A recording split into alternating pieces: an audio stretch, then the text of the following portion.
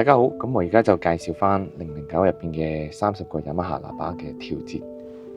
咁呢度呢，就去翻主頁入邊見到我的汽車，咁一撳入去之後，咁呢度 menu 入邊有個聲音，點入去之後呢，就呢度係調節翻你全車嘅喇叭。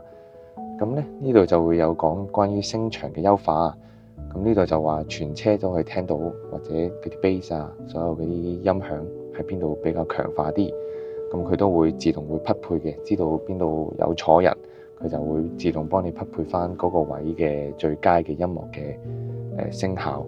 咁呢度可以校主駕啦、駕駛艙同商務艙。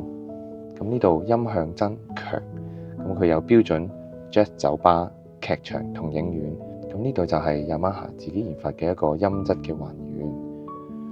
咁呢度就有一個均衡器，就入邊咧就可以調節翻一啲 bass 就重啲啦，或者人聲同埋中音。咁下面呢度有個頭枕音響模式，點一點入去，入邊有個整車分享，佢上面寫住頭枕配合整車發出多媒體嘅環繞聲。